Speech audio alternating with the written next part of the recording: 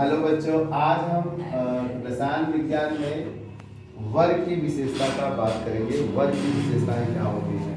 तो वर्ग में जब हम ऊपर से नीचे चलते हैं ना, तो कुछ गुण ऐसे होते हैं जो आपस में मिलते हैं और कुछ में थोड़ा बहुत ऐसा भी होता है जहाँ नहीं मिलते हैं, असमानताएं पाई जाती हैं। तो उसको हम जब डिटेल से 11th में पढ़ते हैं पीरियोडिक प्रॉपर्टीज में, तो वहाँ हम पढ़ेंगे। अभी आपके यहाँ उतना नहीं है, जो है आप उनका अध्ययन कर लें, बस बहुत है। तो ये हो गया। वर्ग में हम निम्न गुणों का अध्ययन करते हैं, जैसे कौन कौन से हैं। संयोजी कोष में इलेक्ट्रॉन या संयोजी इलेक्ट्रॉन, संयोजकता, परमाणु का आकार, धात्विक लक्षण, रासायनिक संयोजकता, ऑक्साइडों की प्रकृति, इतनों का अध्ययन हमें करना है। ऐसा हमने कहीं पीछे आवर्त में भी बताया। पहला हम पढ़ लेके चलते हैं संयोजी इलेक्ट्रॉन, वैलेंस इलेक्ट्रॉन।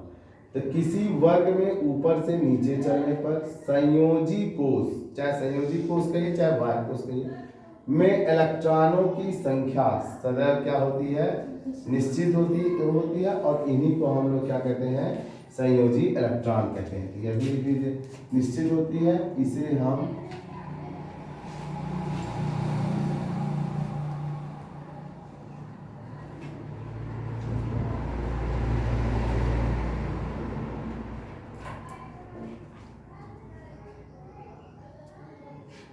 संयोजी इलेक्ट्रॉन कहते हैं। अब जैसे हम वर्ग फर्स्ट का एग्जांपल लेते हैं, तो वर्ग फर्स्ट में देखिए कौन आता है, lithium, sodium, potassium, rubidium, caesium, francium. जिसको याद करने के लिए हमने आपको बताया था हलीना का रब से फर्क बताया था। तो हलीना में लीना आ गया, ली एल आई ना के एल के। लिथियम में देखिए परमाणु क्रमांक 3 होने के कारण इसके बाह्य कोष में इलेक्ट्रॉनों की संख्या कितनी हो रही है, 1। सोडियम में 11 होने के कारण 2 8 1 बाह्य कोष में 1। पोटेशियम में 19 होने के कारण 2 8 8 1 बाह्य कोष में 1। इसी तरह से रुबिडियम और सीजियम का भी होगा।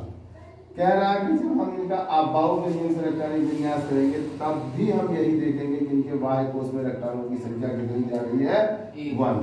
तो देखिए जैसे इसके 2s में 1 जाएगा तो इसके 3s में जाएगा, इसके 4s में जाएगा, एक s बढ़ता जाएगा। इसी तरह से हम अगला एग्जांपल लेते हैं नाइट्रोजन परिवार। तो नाइट्रोजन परिवार के संयोजी कोष में इलेक्ट्रॉनों की संख्या कितनी है बच्चों, 5।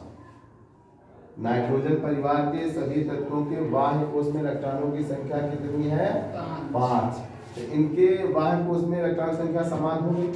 अगर हम इस रूल से करते हैं तो देखिए पी में 3 आएंगे, पी में 3 आएंगे, चाहे जिसका आप पी कर लीजिए, पी में 3 आएंगे। अब P के पहले 4s होगा, अगर जोड़ लेंगे तो कितना हो जाएगा, 3 2 5, इसी के बराबर हो जाएगा। क्या रहा है, वर्ग में ऊपर से नीचे चलने पर बाह्य कोष में इलेक्ट्रॉनों की संख्या समान रहती है, निश्चित रहती है, ठीक। और वही उनकी क्या कहलाती है, संयोजकता कहलाती है। अब आगे संयोजकता बताएंगे। जीरो ग्रुप में हीलियम को छोड़कर अन्य सभी तत्वों की बाह्य कोष में 8 इलेक्ट्रॉन पाए जाते हैं।